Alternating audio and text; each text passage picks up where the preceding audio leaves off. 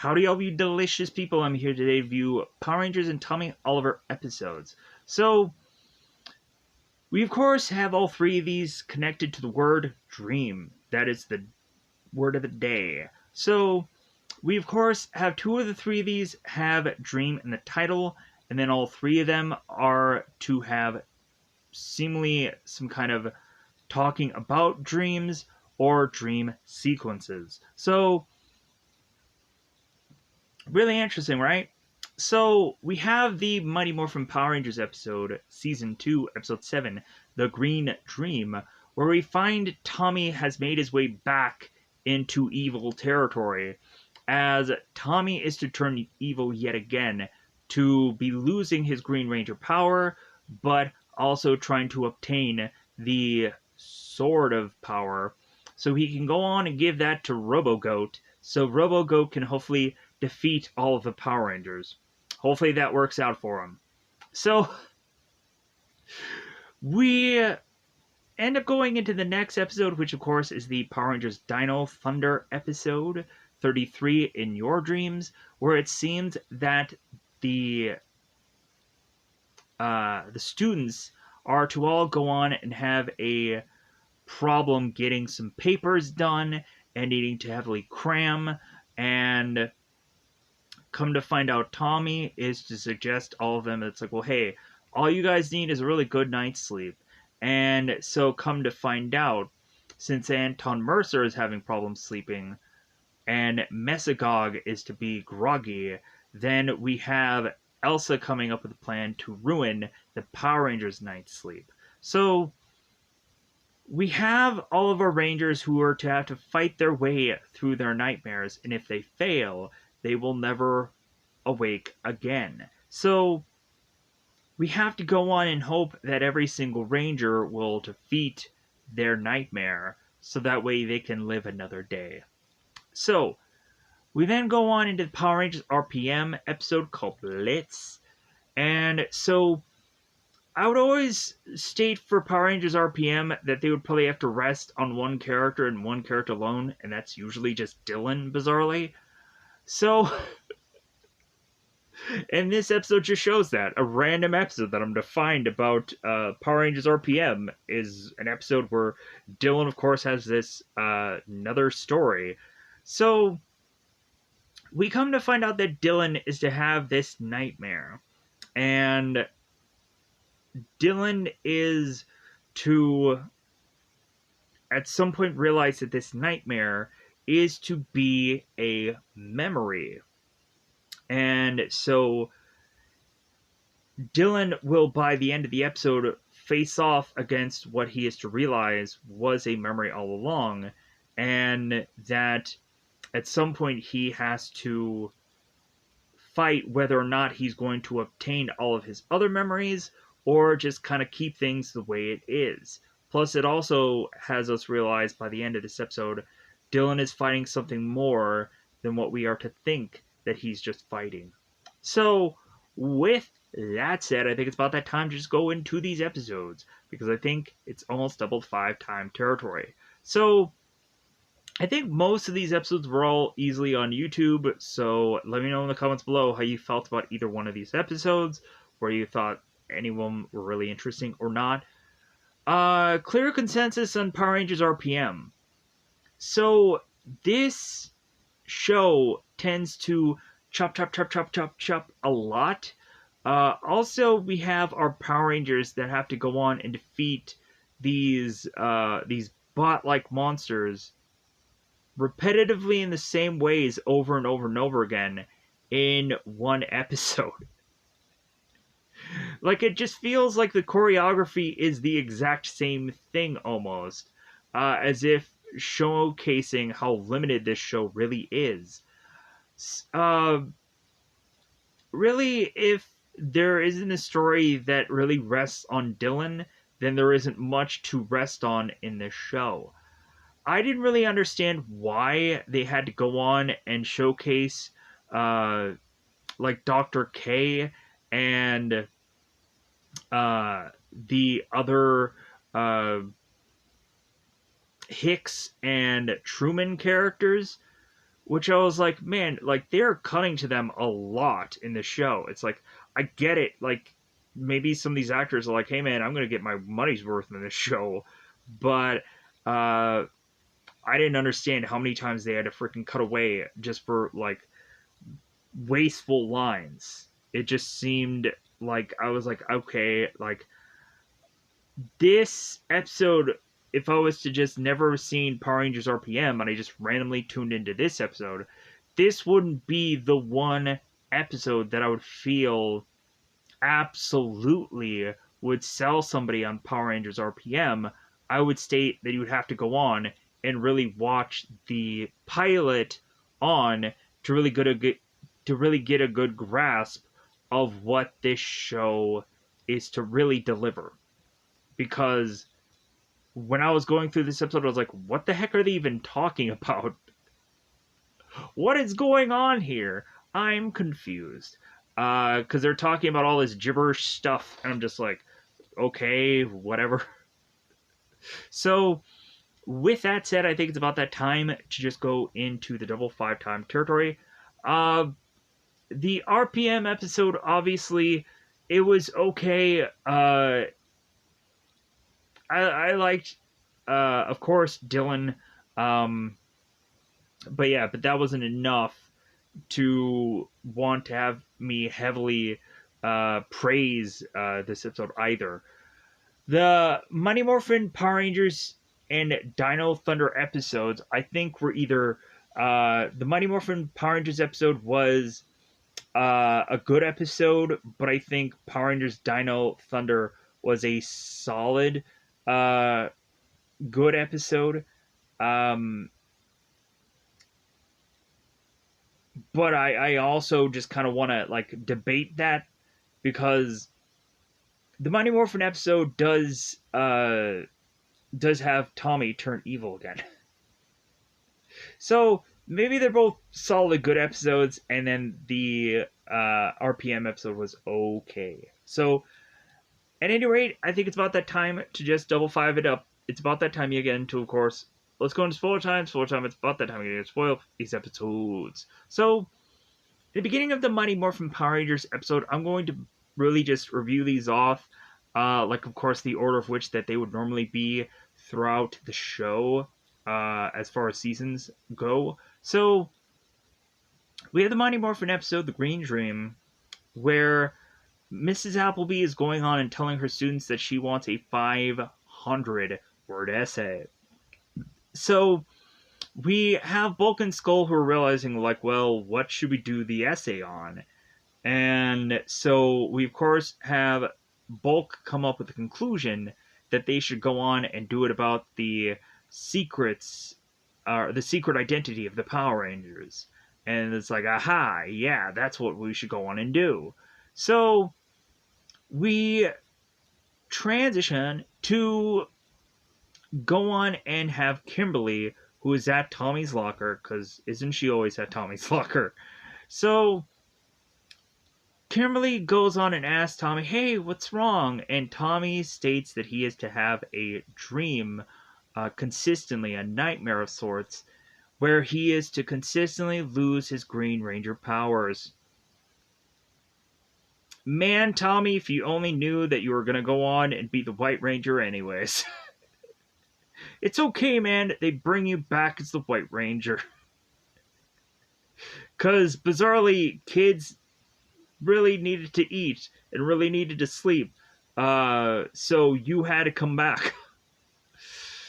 Anyways, so we go on to, of course, have Lord Zed and Goldar who are talking. And so we have Zed who comes up with this plan that he just desperately needs that sort of power. And so we have to go on and figure out a way to try to get and separate these Rangers and get Tommy before they go on and get all the other Rangers. And they're going to go on to have Tommy be put into the the dark dimension, and because of course we've done that plethora of times with Tommy, or we've done kind of dark dimension things a number of times. So for some reason, like I accidentally stated the wrong freaking word here, but so it is kind of funny because Goldar asks Zed, he's like, "Tell me." Lord Zed, tell me. And I'm like, okay, Goldar, kind of overperforming here, really demanding. Tell me the answer. So we then go on to have Kimberly and Tommy meeting up with Billy and Trini, who are at the juice bar or the youth center, whatever it's freaking called.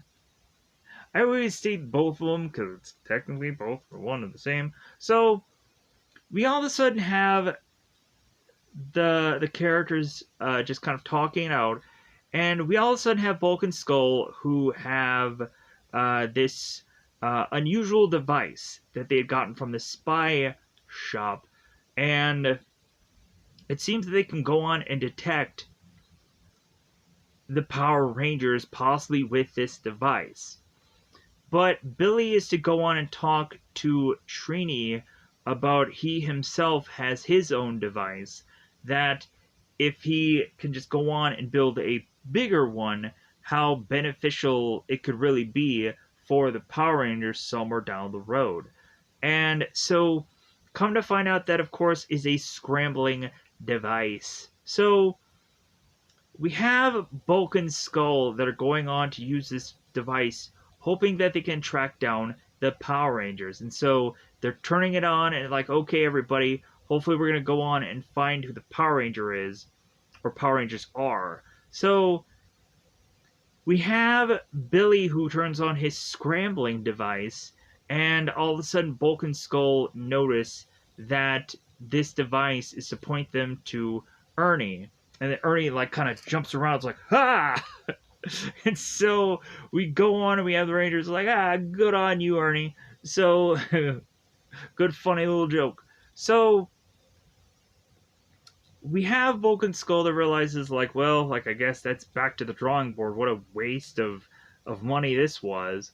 So, Billy's like, well, I guess it's a good thing I had my device on. So, Tommy goes on to leave to have at some point that Zed is to send down putties. So, we of course have Tommy trying to fight off all these putties, but he ends up getting kind of surprised with putties showing up from behind him, and so they end up grabbing Tommy for then Tommy to, of course, to be in the dark dimension with Goldar, and Goldar, of course, is to turn Tommy evil, to where we consistently realize that he is evil by his eyes glowing red. You know what? I don't know how many times we have to go on, and every time we have somebody who's kind of going through something, meaning we have a ranger that is to have like a rivalry spell, or they end up like switching bodies, or they end up kind of having this whole thing about them. We always can tell that they're going through something because their eyes have to have this flash of color. I don't know how many times I would go on and see these episodes, like Billy and Kimberly would be like hating one another, or they would switch bodies or whichever, and we would always just have these like flash of like whatever goofy colors on whatever. Like when I would see the rivalry episode between Billy and Tommy, it was just flash of blue, I think, over their eyes. So I'm like, somebody just wants to do some like special effects on the show to like just blow some money. I don't know what it is. So we have Tommy, who of course turns evil, and so is to be under the bidding of Goldar and Lord Zed. So we find that in Tommy's books, Tommy is going to do his 500-word essay on mythology. So Tommy has one of these books that has a picture that looks like RoboGoat, and they're like, okay, good enough. Like, we're gonna go on and use this half goat, half robot thing and see how it works out. So we end up having Tommy, who goes on and meets with the gang, and we then have them desperately needing to go to the command center. So we of course have Tommy that is to state that maybe there's a possibility that if he can strengthen his power by possibly using the sword of power, and Zordon's like, well, hey, it's worth a try. So all the Rangers go on to kind of do this weird kind of put their hands in kind of sequence to call for the Sword of Power. The Sword of Power then shows up. Tommy takes the Sword of Power and he's like, aha! Like, I have the Sword of Power now. I'm going to leave and give this to Lord Zed. And they're like, oh no, not again. He's evil. Shouldn't there just be some kind of like sensory thing or alarm that just kind of goes off immediately when somebody's going through some stuff? But then again, you wouldn't have an interesting episode if you did that. So that's the whole thing. So Tommy goes on and leaves to go back to the RoboGoat to hand him over the sword. But then immediately once they have Tommy hand over this sword, they then turn him back again to have RoboGoat try and take down Tommy. So Tommy then goes on to morph to realize that he's going to use every bit of his power, if that's what he needs to get that sword of power back from RoboGoat. So we go on to have RoboGoat, who ends up taking down Tommy pretty easily, and we just see him on the side of a like this rock somewhere, and he's just like, yeah, ah. So we go on to have the rest of the Rangers find out that Tommy's in trouble, so they make their way to find where Tommy is, and because I think Tommy ends up communicating? It's not even a word. He ends going on to, hey Zordon, hey, yeah. He never states anything, but Zordon and Alpha are to call on the Rangers to state like, okay, you guys need to be where Tommy is. So we have the Rangers that make it to where RoboGoat is, and we all of a sudden have that RoboGoat wants to kind of thin the herd a little bit and only want to fight off Tommy, and the rest of the Rangers can just literally fall through a crack. So, butt crack. Anyways, so we have all the Rangers who fall through this crack because all of a sudden the ground is to split beneath them. So we have Jason, who is to go on and fight off RoboGoat, and we get to a point here where we have Jason who's fighting off the RoboGoat, and we all of a sudden then realize that when RoboGoat is to grab the Sword of Power, that all of a sudden it's just some stick, and RoboGoat's like, hey, what happened? And Jason stated that Zordon had teleported it away. So RoboGoat's like, so we end up having the Rangers that reappear, and Trini is to state that they were in these energy bubbles, whatever that means. So Zed, of course, makes his monster grow, and we of course have the Thunder Megazord who is coming into fray here. So we go on, of course, to have the Zord go on and slice Robogoat like always. And we have Tommy that was desperately trying to call for the Dragon Zord, but the Dragon Zord just would not come. Tommy is realizing that he is completely to have lost his ability to channel the Dragon Zord to come out of the water. So we then have Zed, who is going on and just tearing through all of his minions, both Squat and Babu, that basically are to be useless characters. And obviously, I thought that for years. Like, what is the point of Squat and Babu? Like, really, when we had Rito and Goldar, like, they could have really gotten rid of Squat and Babu. Like, they were a waste.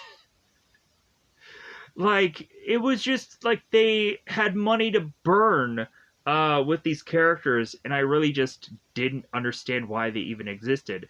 Um, but so yeah, so Zed is just furious and is just complaining to all of his minions. It's like, okay, like, well, like I'm gonna figure out a way to beat these Rangers.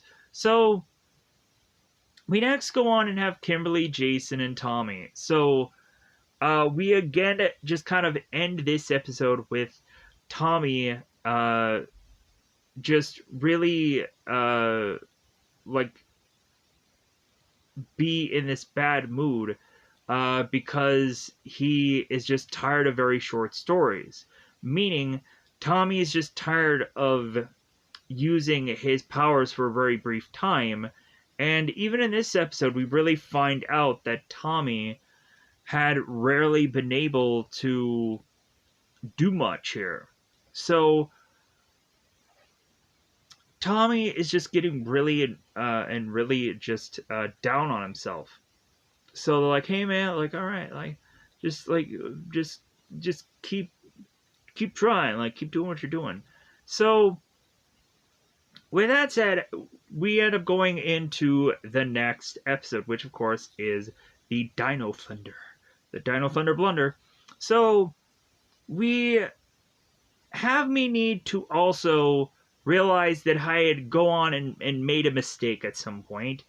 For Power Rangers Dino Thunder, for how many times that I've reviewed Dino Thunder, I never really knew exactly how Mesagog's, like, where his lair was. I assumed that his lair was somehow in the museum because I thought that would be a reasonable assumption, correct?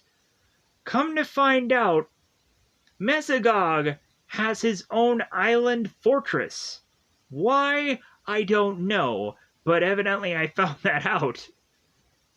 Because I was like, wait a minute, like, Mesagog has an island fortress? Sure. So, we, of course, go into this episode where Anton Mercer is having these nightmares. He's having these horrible dreams that also involve Trent and Mesagog. So we then go to Mesagog's island fortress to have Mesagog talk to Elsa about all of her plans being worthless because they're just going to lose anyways. And Elsa's like, well, like what's eating you? And Mesagog should have just been like, I'm a frickin' villain.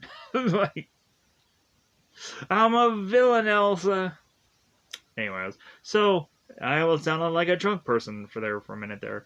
But we have Mesagog that states that Mercer is to have these horrible nightmares. So that, of course, is affecting Mesagog being at full strength. So Elsa's like, well, like I'm sorry to hear that, but like that gives me a really good idea of why can't we go on and attack all the Rangers in their dreams, and if any of them don't go on to wake up, then they never will. So we then transition to Haley's cyberspace, or Haley's Cyber Cafe. So we have all the Rangers who are going on, and they realize that they're getting very behind on their schoolwork. Specifically, Ethan says that. We, of course, have Ethan that is a state that he is doing some paper on reptiles or primates. We, of course, have Kira who's doing a paper on reptiles. And we then have Connor who's like, well, hey, I got you guys all beat because I'm done with all of my studies and I have to go on and go Christmas shopping. Christmas shopping. It's technically December. We have a Christmas villain. At some point, maybe I'll go on and I'll have, like, Christmas episodes that probably won't be that good. Let me know in the comments below if you know a good Power Rangers Christmas episode. Because I don't think there is going to be one. I think they're all going to be throwaways. And so, we have Dr. O that tells everybody, it's like, well, you know what, I think all of you people need a good night's rest. And we, of course, have Tommy that asks, like, well, hey, Trent, what's going on? And he's like, well, like I have an all-night cram session. And Dr. O is like, well, hey, don't be too late. So we then go on and start the pattern of dream sequences. As we, of course, had Elsa, who had gone on to have this Geno atomizer that is to be adjusted neurologically. Brainwaves. So we then go on to have Dr. O, who is to be dream number 1. So we have Dr. O that goes on to face against the Squid Rose, whatever that means. So we go on to have Tommy, who's facing off and using his brachio, sword and so on and so forth, trying to fight off this Squid Rose. And come to find out, all that Dr. O really needs to go on and do is to go into his Super Dino mode and try to take out the Squid Rose.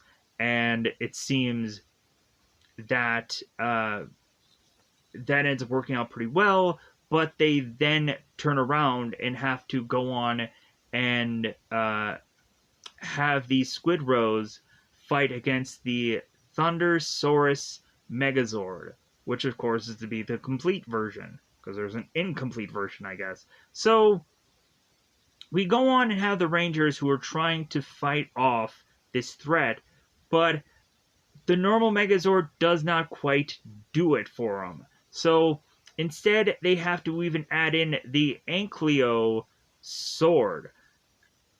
Funny thing about this, though, in the Dino Charge show, I did not realize that there was actually a Raptor Ranger, technically, because in my brain, like, I was always thinking of, like, well, what could be an interesting dinosaur, because how many real, like, dinosaurs did they have they never covered on Power Rangers? But I was like, so they can cover Raptor. Like, Raptor hasn't been done, right? Well, Velociraptor, it's pretty much the same thing. And I was like, oh, well, that sucks. Like, if you were to ever have, like, a really just another Power Rangers Dino season, man, you would just, like, have covered everything by now, right? You would just have to back over, like, I don't know how many dinosaurs, unless you want to, like, cover weird ones like the Technosaurus or something like that. That would be kind of fun, but, like, you're really just kind of scraping the bottom of the barrel of dinosaurs that you could really use. But then again, you would probably have, like, a dinosaur expert that would be like, oh no, sir, there's, like, 55 different kind of Jurassic period animals and dinosaurs which that you can still use on this show that they've never covered. And why am I talking like this? Because it's funny. So we have the Ankylo Zord that combines its way with the rest of the Zord to have that be a Zord of which that I'm not even going to think of what the name is. So they go into the double drill attack, and that ends up wiping out this monster. To then go on and have Tommy waking up, realizing that he should not have eaten that calamari. Which is that squid? No, like is it? It's octopus, right? I don't know my sushi, but I know it's sushi. I know it's some kind of fish thing. I think let's go with octopus. If I'm wrong, then I'm wrong. Um, and if anybody's ever eaten calamari, let me know. I've always kind of wanted to try like octopus, um, but I always would hear that it's basically eating rubber. It's like, yeah, but it would be just kind of interesting to try it. But I don't know. I never really tried much seafood or fish stuff. With the exclusion, maybe like I've done a little bit of like Red Lobster at one point in my life when I was to have a date at one point in my life. So going on to Dream Dose, because Tommy was to wake up from his. So we have like a really fun Kira dream. I liked this one. I was like, yeah, this is fun. I like a monster that has this kind of goofy thing that you wouldn't think the monster would have. It's great. So Kira is to go and have this dream with the crocodile. The crocodile. Okay, sounds like a weird name. So we go on to have the crocodile that seems to be infatuated with Kira, having desperately this reptile want to have Kira kiss him and all kinds of things, and the reptile is to give Kira his love because Kira is to have gone on and had a horrible time with this reptile like test or reptile like studying. So the last thing she wants to see is another reptile, and this reptile is in love with Kira. Kira seems to be the only one that quickly realizes that this has to be some dream because there's no way that this can be real. So we have the crocodile that goes on to push out the Triptoids, and we of course have the Red Ranger that goes on and takes out his Tyranno staff and starts beating the Triptopoids. We have the crocodile that goes on to blow this big massive heart at Kira to just have it to be like served back to him, and that's what ends up wiping him out here. So we have Elsa that is going on and watching all this unfold, and she's very ticked that Trent is still going on and studying away. He's like, So Elsa's like, God, like, can't you be like all the other lazy kids and just like go to sleep? But Trent stays up all night. So we then have the next person who is to, of course, be sick of a certain animal of sorts, and that, of course, is to be Ethan. Ethan is to be dream number trace. So we have Ethan that is to be dealing with Roomba Monkey, whatever that means. So Roomba Monkey actually was really fun. Like, we have this goofy dancing character with the kind of the salsa, the whatever the things, the and the it was like a music based dancing monkey. It was freaking weird, but it somehow just goofily worked.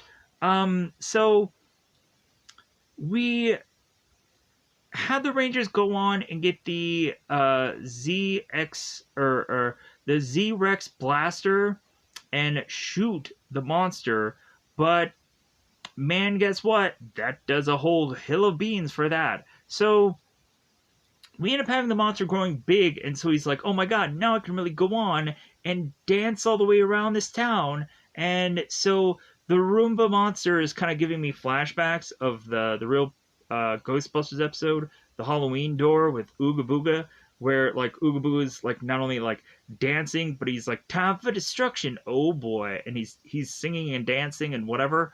And I'm getting the Halloween door flashbacks. So hence my knowledge of supernatural things, because I like supernatural stuff. So the Roomba monkey goes on and just starts to do this seemingly almost song and dance like thing. So we have the Power Rangers that again Megazorded up. We then go into the Tyranno drill, and we end up wiping out the monster that way. So now we have Connor, who is dream number 4, and we have Elsa, who's like, oh my god, well, hopefully I can go on and get the Red Ranger, at least the leader of this whole group. I'm sure he's gonna just succumb to this, right? So we have that once the Rangers, both Ethan and Kira, are to wake up from their dreams, they end up start contacting one another to state like, hey, did you have a weird goofy Power Rangers dream too? Yeah, so did I. Tommy O, they call him, and he of course is like, yeah, I had a dream too. What a coincidence.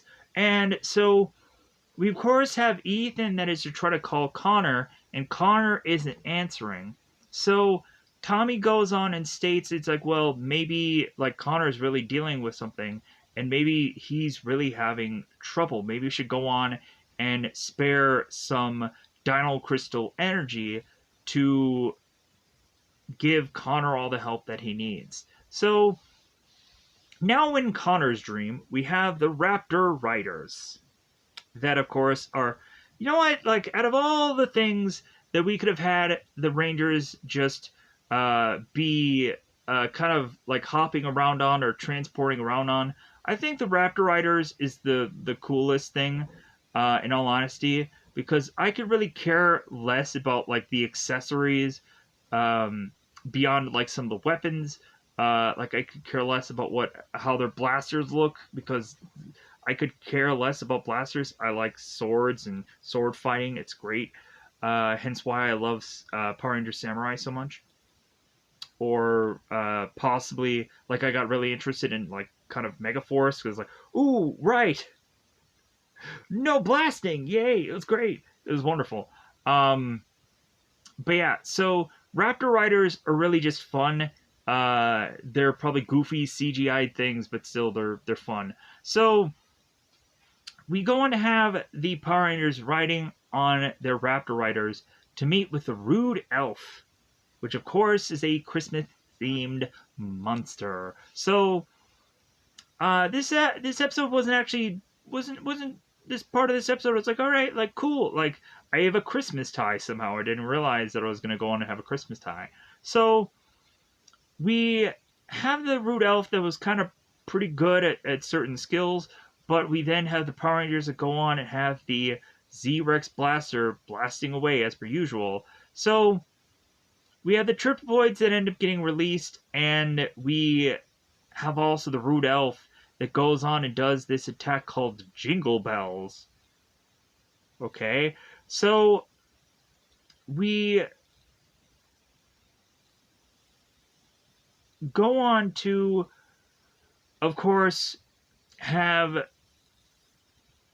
Connor, who goes on to get energy from the Rangers in the real life. So Connor ends up becoming the Triassic Ranger through obtaining the Shield of Triumph. So we then all of a sudden, and this is kind of unusual because I haven't seen a Dino Thunder episode that often enough where Connor has used the Jurassic dimension. and uses the Jurassic sword and uses all the other Jurassic Park movies to just slap this monster in the face with it. But so, not only that, we end up also going on and having Connor, who calls for the Mezzodon Megazord. I'm like, wait a minute, what now? Mezzodon Megazord. And I was like, wow, like that name sounds really cool. And also, like the way that this Megazord looked, I was like, dang man, like this thing just looks really cool. Let's see the goofy thing that this connects to. It sure fired off. It looked pretty cool. So we end up having the Rude Elf that uses his bag of tricks and is to suck all of the Rangers into this bag. And so now we have the Black Ranger that goes on to use his Brachiozord and his Brachio sword and goes on to use the energy orb from the Brachio sword to just try to obtain his Rangers back. And so I'm like, well, yeah, of course. Like, we end up having the one time where the Dino Thunder Rangers like lost their energy to morph, and then we of course had the Black Dino Thunder Ranger who comes in and he uses his Brachio sword to use the energy orb and get the powers back so they can morph again. So we end up again having the no. We go on to have the Triceramax Megazord. Somehow gets even bigger and super delicious.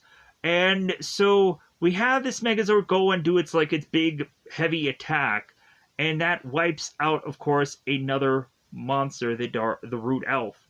And so Connor is to wake up and he's like, I'm definitely not going Christmas shopping tomorrow, as he fell out of his bed. You can't just go on and have Connor just wake up from his bed. No, he has to fall out of it. He has to fall out of it and die. But then he comes back to life because we all believe in him. We all believe in Christmas. We all believe in Santa. So Connor is going to have to just come back to life.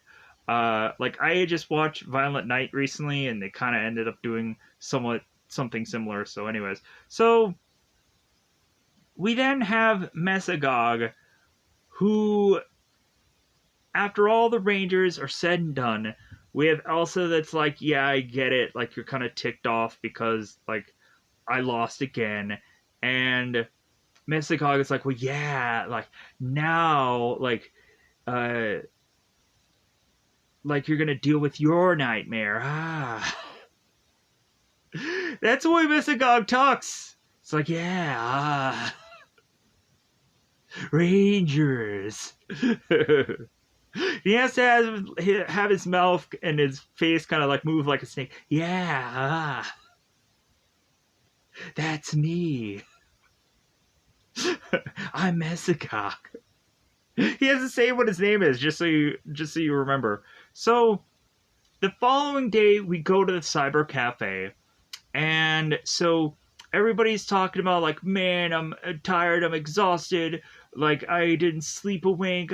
This sucks. So they then all go to then realize that Trent is off to the side, he's just sleeping there, and it's well, at least one of us had gotten a good night's sleep, because we end up always kind of having this kind of episode at some point of a show where people are just having bad dreams. I think there was this one extreme Ghostbusters episode where I don't know why I'm saying Ghostbuster episode so much within this review, but there's one where everybody got on and wasn't sleeping all that well, but I think like Garrett was to be the one who by the end of the episode was like sleeping, and so was Slimer, and they're like, well, hey, like he could use a good night's rest. So like there's that for you. So next we go on to the Power Rangers RPM. So in the very beginning of this, we have Dylan that is to seemingly be having this stopwatch and this morpher on him. So this little kind of watch with him. So we have Dylan wanting to get into his car, but then he gets out of it, and he ends up kind of leaving his morpher behind, and he just has this watch. So Dylan is to continue to make it to this area that it seemingly is to be called the garage, but we also have it to be called like a number of different things. We have like Dr. K's lab and all these kind of stuff all in like this just area. But I'm just going to call it the garage anyways, because this is RPM. So anyways, so we have Dylan that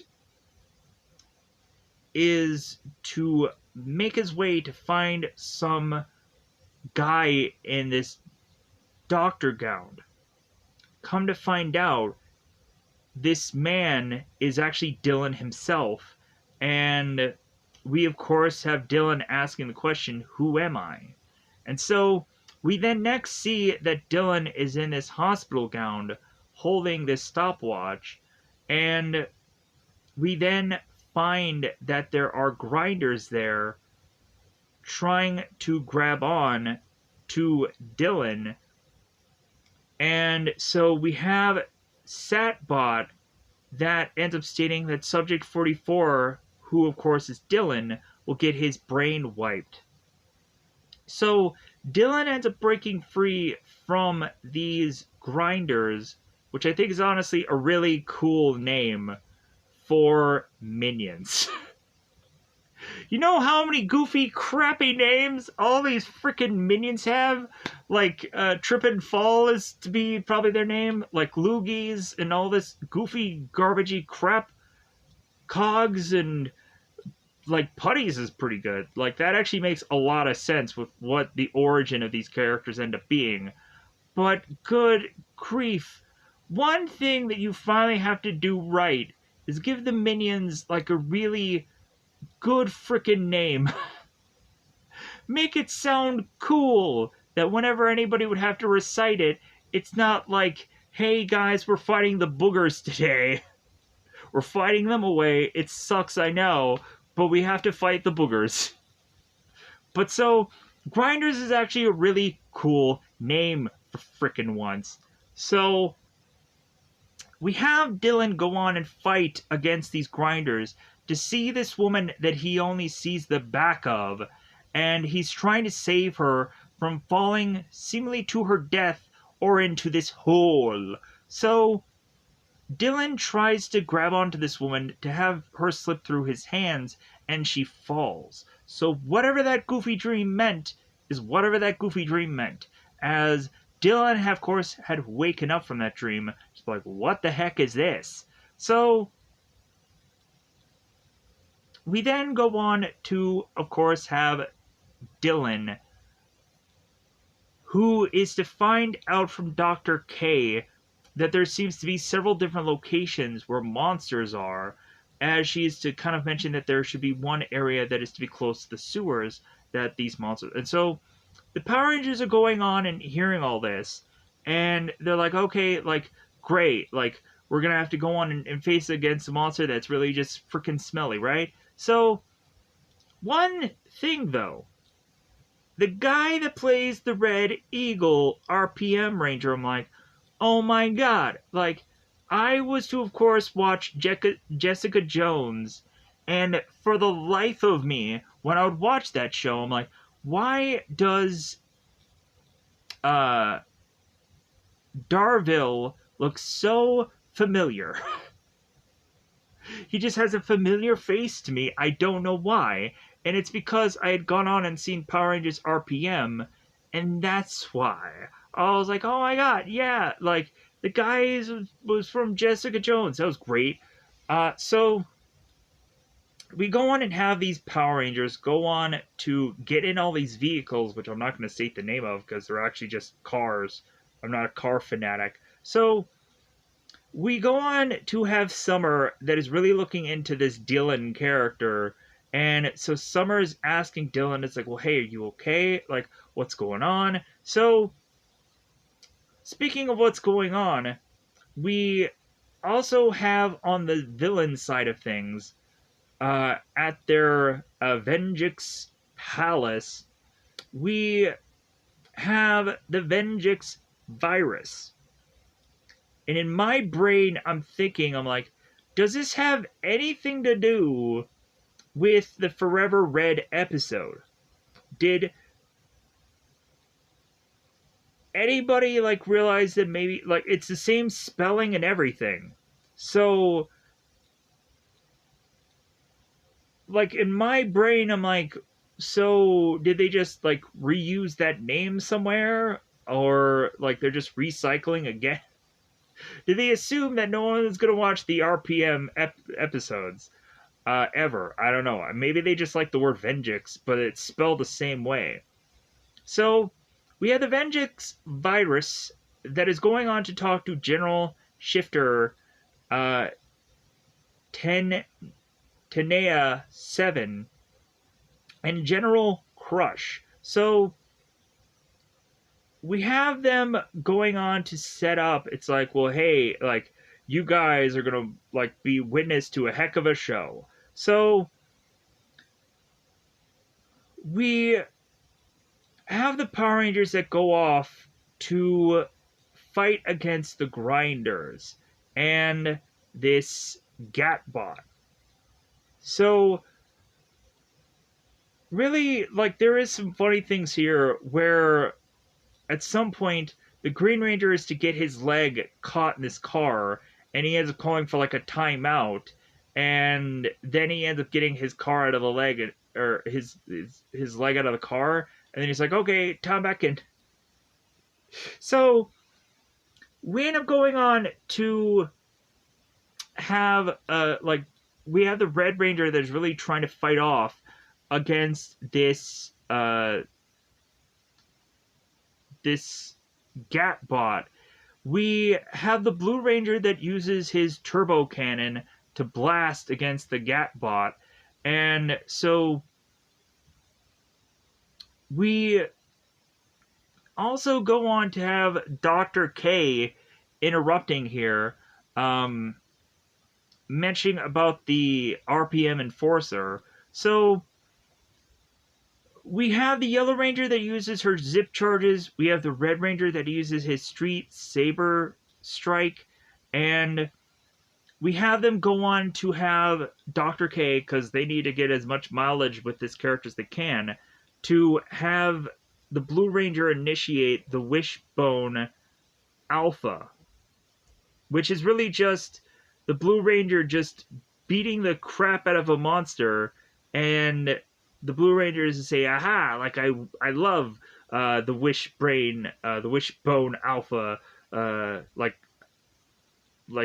strategy. So they end up going on and using the RPM Enforcer and wiping this thing out. We'll find out that the Enforcer gets a lot of working in this episode, because that's how they decide to wipe out almost seemingly every monster in this episode. They never really get quite all that creative, because maybe they just want to use the Zords very limitedly. Or really, like, it kind of gets to the point where, like, they need, like, a battleizer, or they need, like, some kind of, like, they need to have, like, ninja suits or something to, like, you gotta get to a buildup of something, not just like, hey guys, let's use the Enforcer for the 15th time, because that's all we got.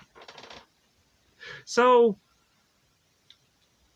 Venjix virus is to realize, like, oh my god, I just lost.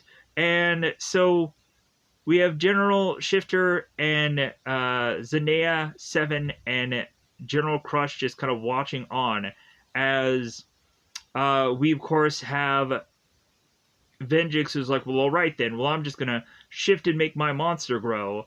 So we go on to have the high octane Megazord face off against this monster, this Gatbot, and gotta state, there's nothing really all that interesting coming out of this fight. But we end up also seeing uh, Mason Truman and Corporal Hicks and Dr. K all have to just blah blah blah blah because they have to just do that. They have to just keep cutting in with these characters as if we have to see the reactions on their faces. So we have the high octane Megazord that goes into what I would state hopefully is Wheel Blaster. Hopefully I'm stating that right. And come to find out, the Wheel Blaster attack doesn't work all that well. And so, but they still go on and they, I think, figure out a way to attack this monster and destroy it. So, Venjix Virus is like, oh no, no, no, no, like, oh, this sucks. So, we have at some point where Tanea is kind of getting very tired watching all these battles. So, Tanea 7 is to go on and state, it's like, well, you know what, I think I'm just going to go on and I'm going to get some rest. Like, you know what, I'm tired. Like, this human body is very weak. So, we, of course, have Venjix Virus who's saying, no, no, no, no, like, come back. Like, you gotta watch more of this. When also, Venjix Virus was to make his monster grow, technically. We had General Crush who's like, man, I love it when he does this. Like, every single time, it never gets old. Even though you've seen it, I don't know how many times, it's probably the same cutscene, probably every single time. So, we then go on, and the Power Rangers are trying to find the signal. And that seems to be most of the conversation that is had with Dr. K and Corporal Hicks and Truman, trying to figure out like how to get to all these monsters and also how to wipe them out. So the next monster we move on to is the Boiler Bot. So we again have Mason and Hicks going on and just blah blah blahing away. So we have the Boiler Bot attacking the Rangers, and so Dr. K is to mention that she, of course, is to have a signal found. So the Power Rangers go on to use the Enforcer on the Boiler Bot, and so we end up having him being wiped out by that. So now we end up going on to have the Power Rangers that are making their way to this third and final monster of this episode. So we have, by this third monster, Tanea 7 is, regardless of how this turns out, she's going to go on and go to sleep. She's like, no, no, no, no. Like, I know that this is going to turn all wet or turn off bad, so I'm leaving. Like, I don't care. So the rest of the people watch on. So we have the Rangers that are going to have to separate, because the red, blue, and yellow Rangers are going to have to all go on and deal with the alarms that are going off, while the green and the black Ranger are both going to go on. Oh, interestingly enough, it seems that the Green Ranger from RPM is a Shark RPM Ranger. So we've technically had 2 Shark Rangers, but never a Megalodon. Because Wild Force was a Shark Ranger, and I guess in RPM there was a Shark Ranger also. Didn't know. But then again, when you honestly look at that Ranger, how could you easily tell it's a shark? You can't really tell via any of these helmets what these characters really are all that well. I'm thinking, like, what is the Red Ranger? Oh, he's an eagle? How would you know? It's a red bird. We go on and have a blue lion, uh, a yellow bear. Okay, well, bear, like, we've had a yellow bear before. Um, a green shark? A black wolf? That makes sense. Anyways, so Ziggy and Dylan go off to get to the third monster, and come to find out that third monster has a story tie with Dylan. Because, of course, this is the Satbot that, of course, was in Dylan's dream. So, Dylan tries to face off against this Satbot, and Satbot is like, well, yes, like, D44, like, we have met again. And so, when Dylan tries to go on and attack this Satbot, the Satbot is like, well, hey, don't attack me, because you're going to lose all your memories, because I have all your memories. And Dylan's like, no! And Satbot's like, yeah. So, we come to find out when the Satbot tries to go on and use these massive attacks to blast onto the Rangers, we have Corporal Hicks that realizes that that this monster is tapping into the dome climate controls. Whatever that means, that's what Hicks states. We end up also having, at some points, to have Truman and Hicks having to confirm certain locations, and I think that was also the dialogue that Dr. K was to have to tell the Power Rangers about how Truman and Hicks were going to have to confirm of where they should go. But I didn't state that. I just wanted to just kind of rush through all the Hicks and Truman crap, because I think that those characters are a waste of time. Plus also, like, having so many interruptions to what should just be Power Ranger stuff.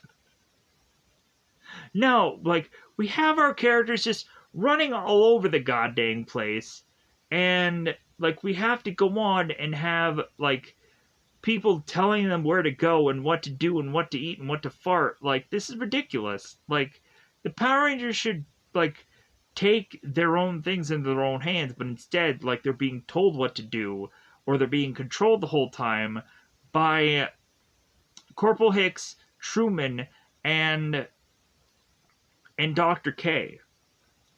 Truman, who, of course, I am stating is actually to be Colonel Mason Truman, because, of course, we have the Red Ranger, whose name is also Truman. So I'm not stating he's Scott Truman. Different people. So we have Satbot, who is to go on and have this massive blast go into Dylan, to the point of Dylan kind of falling off, as well as the Green Ranger kind of falling off this roof, and they think that they're going to fall to their death, but instead they end up falling to hit to the ground, and they realize, oh, we're fine. How did that happen? And like, I don't know. So we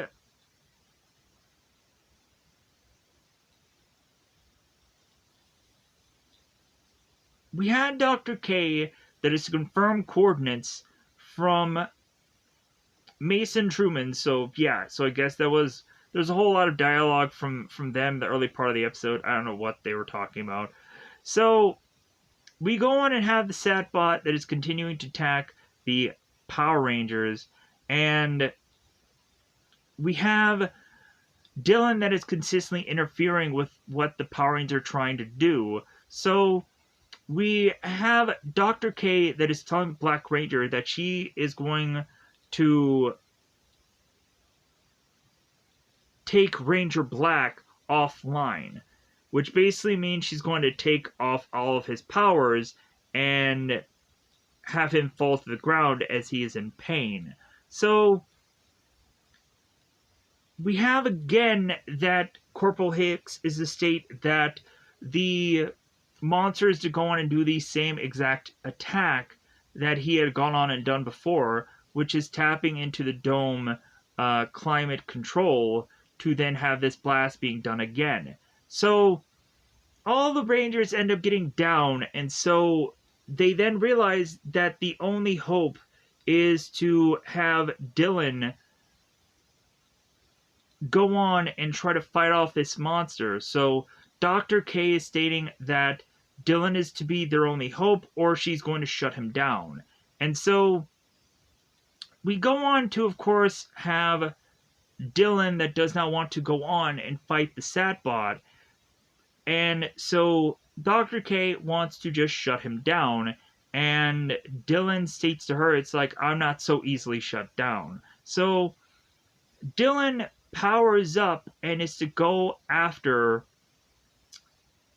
the Satbot. And so